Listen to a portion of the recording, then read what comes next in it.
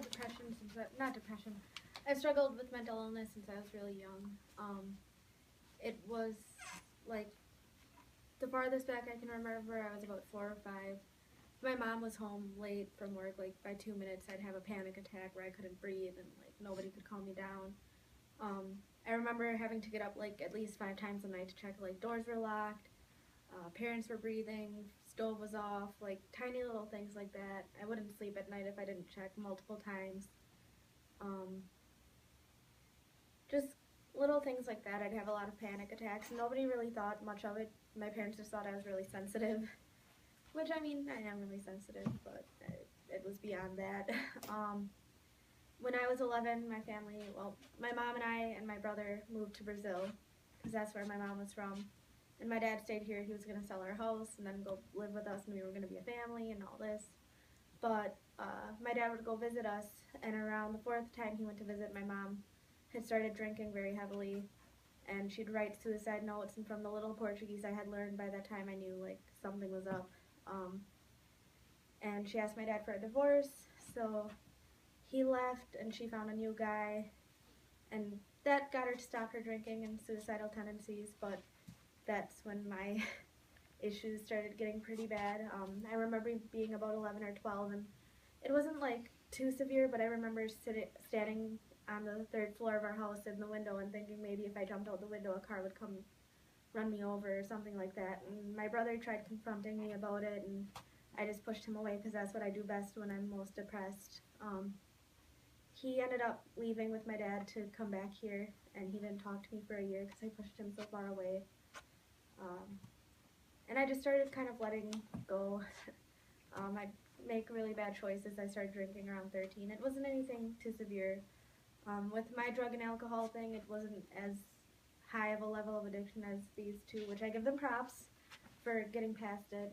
But it was still really hard because I was taking my emotions out on things I shouldn't have been, and they did affect me.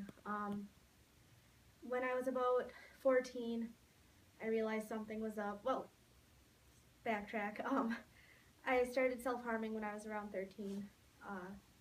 I remember there was one day that I was really suicidal and I didn't know what to do. I didn't really understand what I was feeling. I didn't know what it was. So I walked into the kitchen and my mom was really drunk, and I had a brother who I wasn't too close to. He had been in prison here, got deported, long story. He was sitting at the table in the kitchen, and I just said I want to die. So my mom was too drunk to really say anything, and my brother handed me a bottle of pills and a knife and told me to have fun.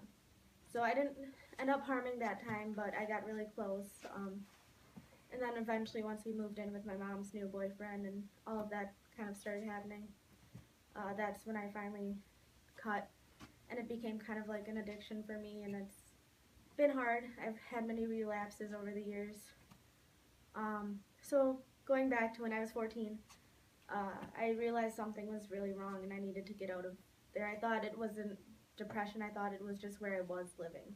Because my mom would yell at me if I was crying on the couch, call me a crybaby, tell me to go back to my room. She'd say I was exaggerating, that happiness doesn't exist. All of these different things. She didn't really pay much attention to me. She was more focused on her boyfriend. So I thought maybe if I came back to live with my dad, it would get all better.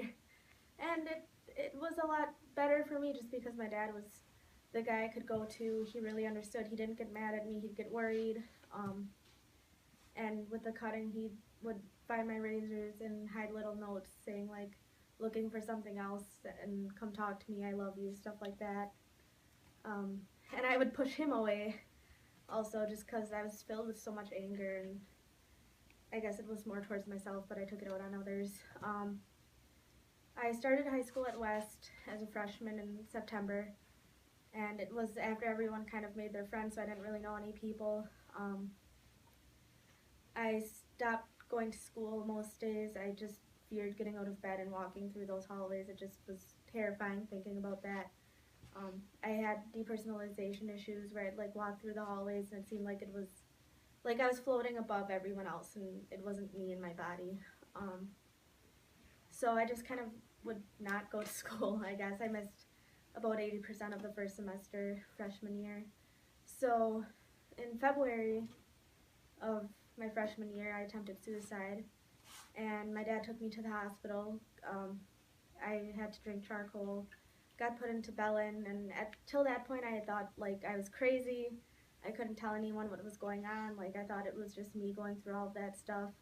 But when I got put in the hospital, I realized like there are tons of other teenagers going through these things, even adults, and it was scary at first, but I really got to know a lot of people and stories and realized I wasn't alone. So after I got out, I got put on a different schedule for school. I was doing 2 classes a day, which really messed up with my credit, so I'm not graduated yet, unfortunately, but it's what I had to do.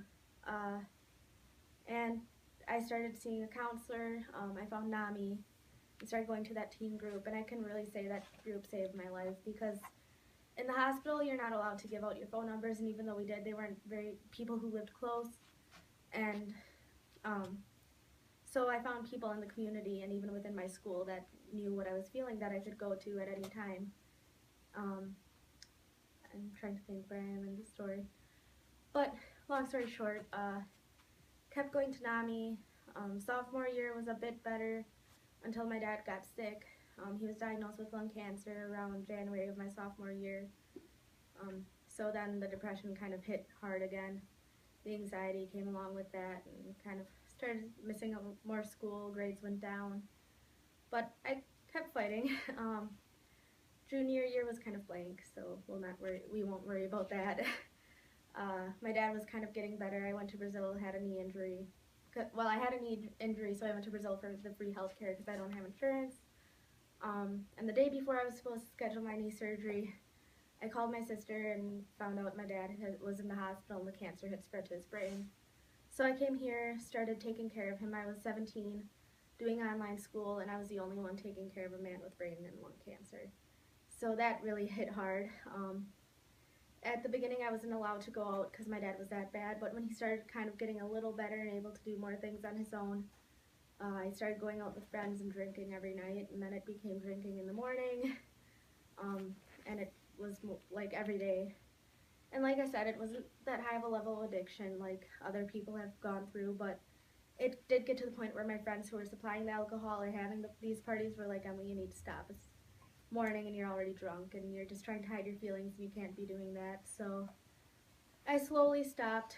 There have been occasions, not recently, but where I kind of went back to it, but I kind of realized when I drink or if I do smoke, I did get into smoking marijuana to freshman year through senior, but I realized like when I did those things it kind of made me more paranoid, more anxious, and it didn't really help at all. Just in the moment, it's like a temporary little release and then you're back to reality, and that's not a good way to go about it. But so I was able to stop with the drinking. That was in the summer. Then my dad broke his hip. I started drinking again in January of this year. But thankfully my mom got her visa because she was in Brazil and she was able to come, and that's when all of those things stopped and I kind of didn't focus on myself for a while. And yeah, there's more to that story, but basically I've come to the conclusion that like I did develop more of a panic disorder during this time with my dad dying. And it was to the point where at school, like I couldn't sit in class, I couldn't breathe, I couldn't think. I'd go down to guidance, talk to the social worker. She helped a lot. And it's hard because with the grief, the depression and anxiety kind of get stronger, but it's not something that you can let get to you and end you. You have to kind of keep fighting through it. So. Thank you.